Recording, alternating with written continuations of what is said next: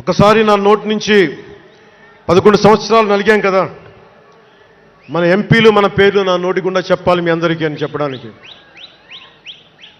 నాదెండ్ల మనోహర్ గారికి, కందుల దుర్గేష్ గారికి, ఎంపీలు తంగెళ్ల ఉదయ్ శ్రీనివాస్ గారికి, వల్లభనేని బాలశౌరి గారికి, కొణిదెల నాగబాబు గారికి, హరిప్రసాద్ గారికి, నిమ్మక జయకృష్ణ గారికి, లోకం మాధవ్ గారికి, కొనతాల రామకృష్ణ గారికి, పంచకల్ల రమేష్ బాబు గారికి, సుందరపు విజయ్ కుమార్ గారికి, చనిపోయిన వంశీకృష్ణ యాదవ్ గారికి, పంతం నానాజీ గారికి, బత్తుల బలరామకృష్ణ గారికి, శ్రీ దేవివర ప్రసాద్ గారికి, గిడ్డి సత్యనారాయణ గారికి, పులపర్తి ఆంజనేయులు గారికి, బొమ్మిడి నాయకర్ గారికి, బోలిశెట్టి శ్రీనివాస్ గారికి, పొత్సమాత ధర్మరాజు గారికి, చిర్రి బాలరాజు గారికి, మండలి బుద్ధప్రసాద్ గారికి, ఆర్ శ్రీధర్ గారికి, ఆరణి శ్రీనివాసులు గారికి,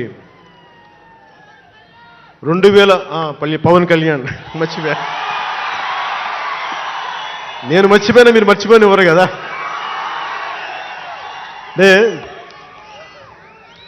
ఇది మనం 11వ సంవత్సరం, వారు 11కి అంకితం చేశాం.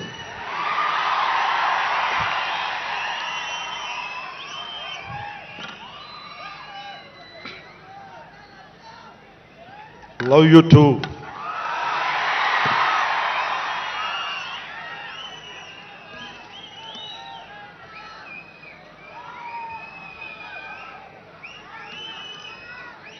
అలాగే ఈ సభకి పోలీస్ వ్యవస్థ మీకు తెలుసు, మనం ఎంత నలిగిపోయామో.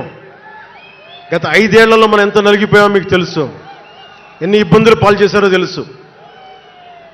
ఆ రోజు నుంచి కూడా ఈ రోజుకి వరకు నాకు పోలీస్ శాఖ అంటే చాలా గౌరవం. ఎందుకంటే పోలీస్ శాఖకి స్వయం నిర్ణయాలు చేసే హక్కు ఉండదు, డ్యూటీ ఉంటుంది. బ్రిటిష్ వాళ్ళు పరిపాలించినప్పుడు పోలీస్ కూడా బ్రిటిష్ అధీనంలో పనిచేశారు తప్ప వాళ్ళకి ఇవ్వబడ్డ డ్యూటీ చేశారు.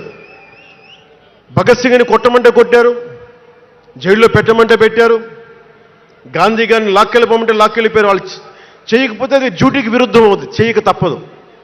మరి అదే పోలీస్ ఆ రోజున వచ్చారు.